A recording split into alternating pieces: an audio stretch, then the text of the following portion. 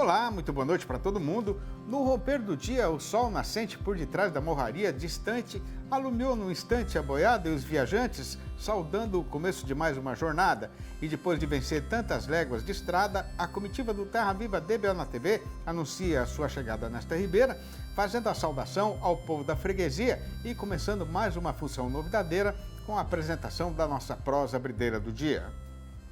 E sendo a sexta-feira o dia certo e recomendado para passar o traço e fechar a conta da semana inteira, a gente vai dando continuação no nosso serviço de manejar o mestiço, passando na peneira o caso que foi acontecido na negociação dos contratos de milho e de boi gordo no mercado futuro.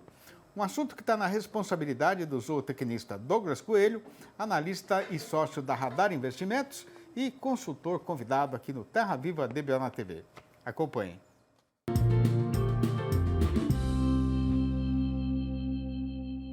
Olá, amigos do canal Terra Viva, aqui quem fala é Douglas Coelho, sou zootecnista e um dos sócios fundadores da Radar Investimentos. E hoje estou aqui para traçar um breve panorama dos mercados de boi gordo e de milho na semana.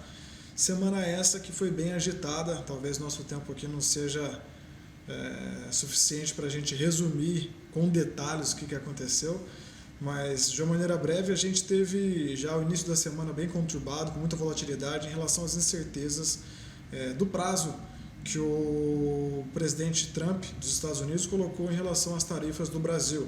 Na quinta-feira a gente teve um pronunciamento do presidente Lula em relação a essa, ele deu uma posição em relação a essas tarifas, né? E nessa sexta-feira houve a questão relacionada com o ex-presidente Jair Bolsonaro. Tudo isso tem deixado o mercado muito sensível e muito volátil.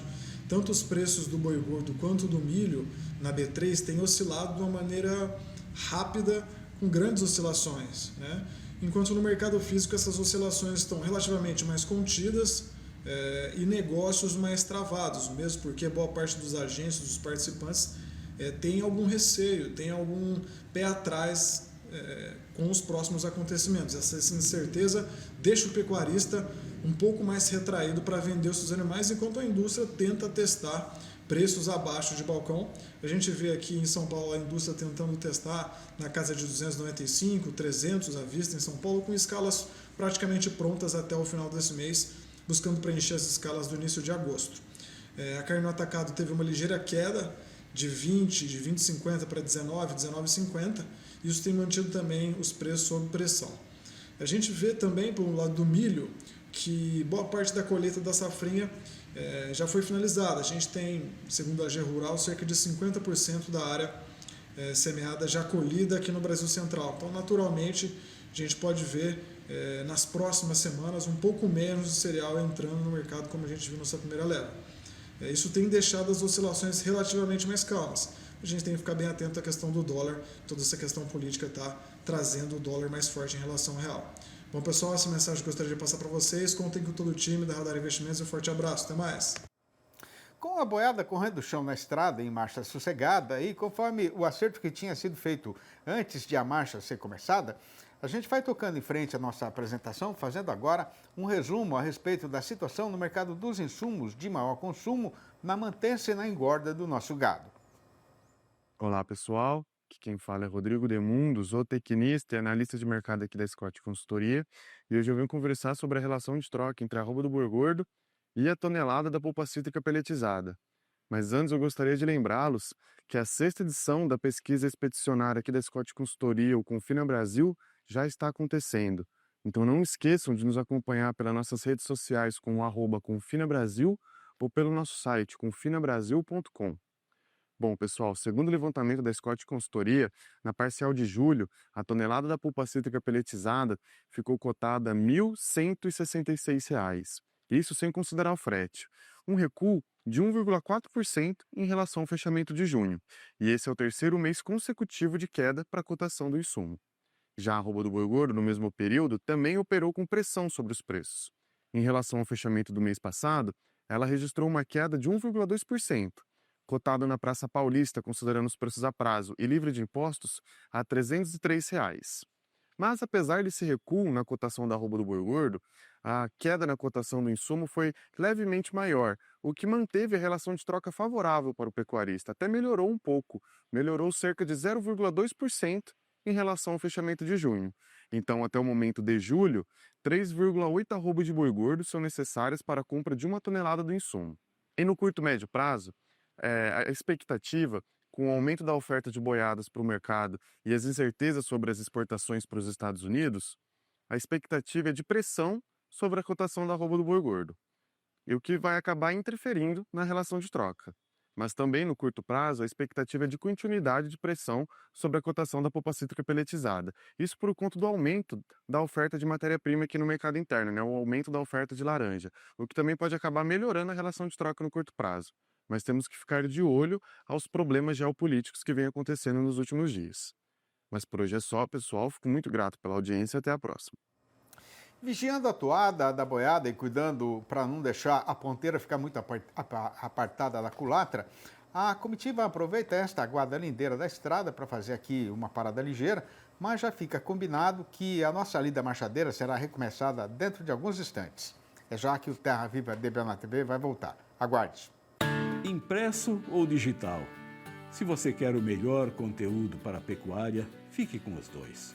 Tenha sempre seus exemplares da DBO à disposição, no escritório, na caminhonete ou ao alcance de seus colaboradores na fazenda. DBO é fonte de conhecimento, reportagens de campo, matérias, artigos e análises de mercado.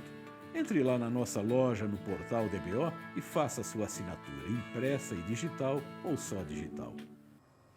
Estamos de volta para o Eito e é com imensa satisfação e com a máxima alegria que a gente anuncia a estreia do nosso novo quadro chamado Além da Porteira. O companheiro e a companheira boiadeiros que nos dão a honra de ter a sua audiência já vão adquirir sabedência logo no primeiro episódio que o caso é de uma produção da mais alta qualidade técnica, com imagens que representam uma verdadeira homenagem à beleza inigualável da nossa natureza, mas que ao mesmo tempo tem perfeita serventia para mostrar no campo como é o trabalho do dia a dia. Mas muito mais do que belas paisagens, o pessoal da Berrante Software Pecuário, que patrocinou e produziu esse trabalho, teve a ideia de mostrar a parte mais importante dessa história revolucionária que está sendo escrita pela agropecuária brasileira, que são as pessoas que fazem as pequenas e as grandes coisas acontecerem, no lugar, na hora e no tempo certo. Na definição dos autores da série, são vidas que se doam, que abrem mão de confortos em nome de um bem maior, que é produzir alimentos com respeito à natureza e com o cuidado que nasce do amor ao próximo. Pois então, está no ar o primeiro episódio de Além da Porteira. Aprecie!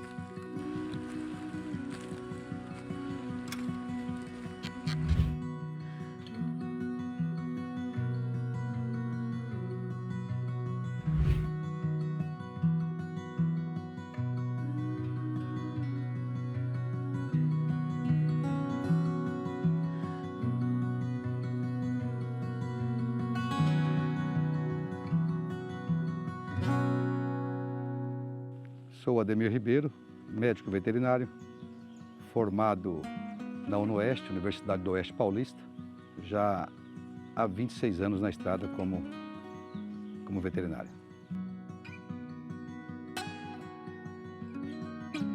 Desde 76, quando o meu pai veio para Rondônia em busca de terras, ele já mexia com gado lá, ele já tinha uma área pequenininha, e a gente tratava porco, tratava galinha, então já estava vivendo no sítio, né? Quando ele entrou aqui em 78, ele é da geração do Cacaio, e ele teve malária, sentia fortes dores de cabeça e, infelizmente, meu pai faleceu em 78. Eu fiquei órfão de pai com 10 anos de idade. Mas a dona Guiomar Ribeiro, a minha mãe, ela ficou firme, porque ele disse para ela: você fica em Rondônia, porque aí é o lugar que você deve criar os nossos filhos. E ela ficou, 5 anos depois, ela casou com o Edson Neri da Silva, meu padrasto. Primeiro eu trabalhei aqui durante muito tempo com agenda, caderno. Depois, o meu padrasto, mais um primo, começou a fazer o financeiro através do Excel. E eu, o Ademir Ribeiro, focado exatamente na gestão produtiva do negócio. Então eu não enxergava o financeiro, eu só fazia a gestão produtiva, porteira para dentro. Meus amigos, não funciona. Isso eu sou prova viva disso. Meu maior desafio foi entender essa questão de gestão produtiva ser muito bem feita, ver um boi embarcando, gordo, carne prêmio e não ganhar dinheiro com aquele boi. E o que aconteceu? Os meus pais passaram essa gestão total financeira para mim. Primeira coisa que eu fiz não foi utilizar o Excel, foi buscar um software.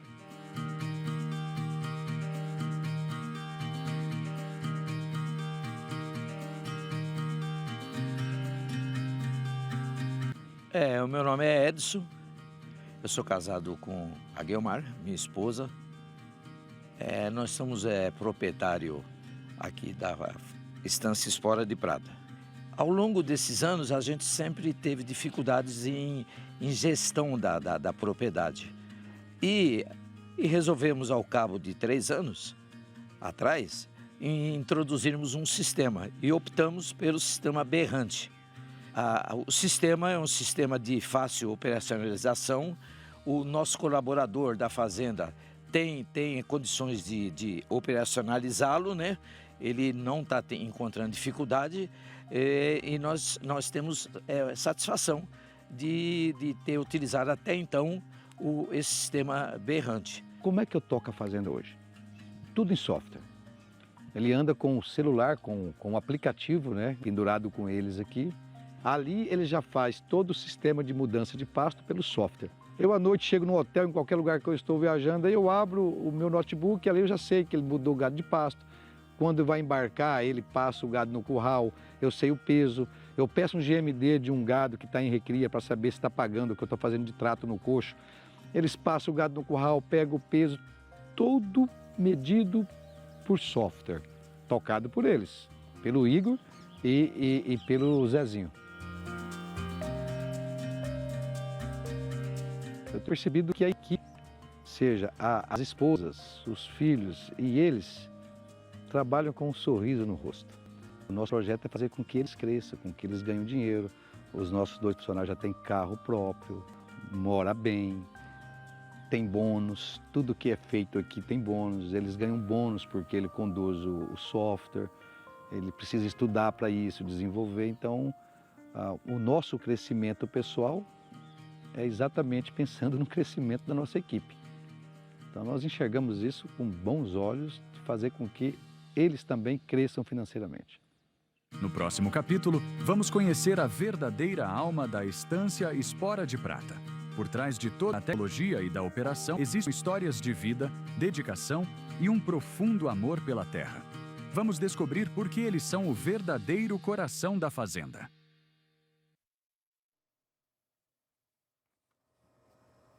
Muito bom mesmo, não é? Pois então, é claro que ninguém vai perder o 2º episódio, que vai ao ar na sexta-feira que vem. Lembrando que a série, além da porteira, vai ser mostrada aqui no Terra Viva DBA TV 2 vezes por mês, alternando esse espaço do programa com o nosso quadro Pecuarista em Prosa. No espigão da Serra da Consolação já roncou o trovão e, sendo este gado mais arisco e assustado, o mais recomendado para não correr nenhum risco é deixar a boiada parada para esperar o tempo estiar. E quando a gente recomeçar ali da marchadeira, na sua parte derradeira, nosso espaço aqui será ocupado com a recitação do noticiário e do nosso comentário a respeito do mercado do boi gordo, que hoje tem a seguinte manchete anunciadeira. O tempo está correndo e a nossa praça boiadeira padecendo debaixo da ameaça traiçoeira inventada pelo presidente dos Estados Unidos, continua largada na descida da ribanceira, mas fechou esta sexta-feira caindo sim, mas numa toada um pouco mais amansada.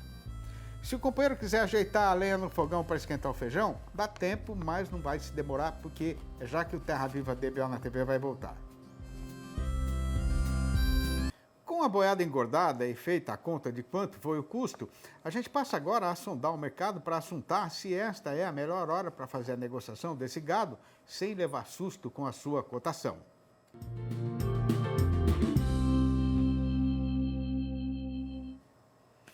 E como não poderia ser de outra maneira, esta sexta-feira, a arrematadeira da primeira semana inteira depois da ameaça traiçoeira do presidente dos Estados Unidos de tacar uma taxa de 50% em cima de todas as exportações do Brasil, a nossa praça boiadeira fechou mais um dia embicada na descida da ribanceira. Mas repare o companheiro fazendeiro que, ainda que o mercado esteja andando nessa direção de morro abaixo, e mesmo que a negociação entre os dois países não esteja aluindo, o carretão agora está indo numa toada um pouco mais amansada. A explicação para esta situação é que, passado o susto inicial provocado por este verdadeiro atentado contra toda a economia nacional, o pessoal da nossa cadeia produtiva da pecuária brasileira fez as contas e chegou à conclusão de que, neste momento, a gente precisa muito deles, sim, mas é verdade verdadeira que eles também precisam demais do nosso fornecimento para garantir o seu abastecimento. Hoje, o rebanho estadunidense é o menor da história e, por conta disso, a produção está em forte queda, mas a demanda está em alta. Aí, com as importações aumentando substanciosamente, o Brasil foi ganhando chão até chegar atualmente na posição de terceiro maior vendedor de carne bovina lá para o gigante nortista. O primeiro país desta lista é a Austrália, que tem um tipo de produto bem mais valorizado do que o nosso e que não serve muito bem para fazer hambúrguer, justamente porque aumentaria muito o custo para o consumidor americano. E o segundo da relação é o Canadá, que está igualmente ameaçado de receber uma pesada taxação de 35% nos seus produtos exportados, o que logicamente também vai encarecer a sua mercadoria. Por outro lado, olhando agora aqui para o nosso próprio terreiro, com o mês já avançando na sua metade derradeira e com o trabalhador brasileiro já sem dinheiro na algibeira, o preço médio da carne sem osso no atacado caiu 3,5% nos últimos 7 dias contados desta quinta-feira passada para trás. No mesmo período considerado, no comércio varejista, aqui na Praça Paulista, a média dos cortes comercializados levou um tombo de 0,4%, enquanto no Paraná o caso foi de alta de 0,1%, nas Minas Gerais o valor subiu 0,2% e no Rio de Janeiro o aumento foi de 0,4%.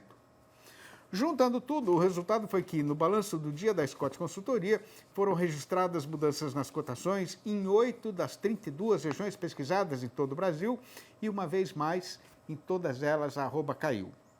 A lista destas derriçadas agora foi encabeçada pela região oeste da Bahia, onde a queda foi geral, com o boi sendo derrubado para R$ 270 e a vaca para R$ 250. Isso para pagamento a prazo e ainda para descontar a parte do fundo rural. O sul baiano seguiu no mesmo rumo, sendo que lá o macho voltou para R$ 265 e a fêmea para R$ 245. No sul do Tocantins, o comprador não está pagando pelo boi mais do que R$ 277 e pela vaca do que R$ 253.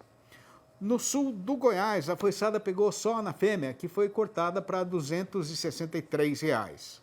A vaca também caiu sozinha em Cuiabá, a capital de Mato Grosso, valendo agora R$ 267. No sudeste mato-grossense, o amigo pecuarista que está precisado de dinheiro está sendo obrigado a aceitar pelo macho R$ 294 e pela fêmea R$ 270. No sudeste da Rondônia, a ventania baixista, que baixou na praça, deitou a cotação da vaca para a porcaria de R$ 235. E em Santa Catarina, o boi recuou para R$ 305.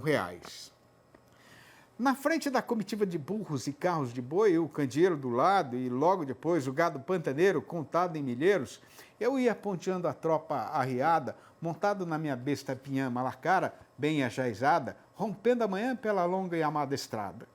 E foi nessa lida marchadeira pelo chão do norte pioneiro que eu fiz a vida. Estas freguesias eu conheço como a palma da minha mão e de cada uma delas eu tenho uma história para contar sobre como foi construída a glória dessa imensidão do sertão brasileiro. Esta prosinha rimada e muitas outras do mesmo sentido e intenção que eu escrevi para fazer a louvação e o merecido reconhecimento do valor da verdadeira cultura sertaneja brasileira estão publicadas nos 4 livros da minha série Versinhos de Caipira, estes aí que estão aparecendo na fotografia. Se o companheiro e a companheira, boiadeiros ou não, que estão aí na frente da televisão, também têm esta mesma paixão pelas coisas do sertão e quiserem saber como fazer para comprar um exemplar ou logo a coleção inteira, que custa uma verdadeira mixaria, porque a nossa ideia não é ganhar dinheiro com isso, podem ligar para mim mesmo, no meu telefone particular, que é o 11 98 224 1807. Eu vou repetir, 11 98 224 1807. Ou então mandar um e-mail para sidneymasco@uol.com.br ou ainda achar meu nome lá no Facebook.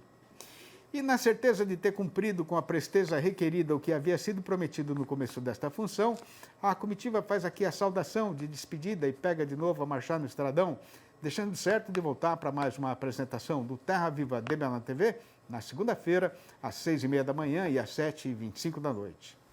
Um abraço, um lindo e inesquecível final de semana para todo mundo e até lá então.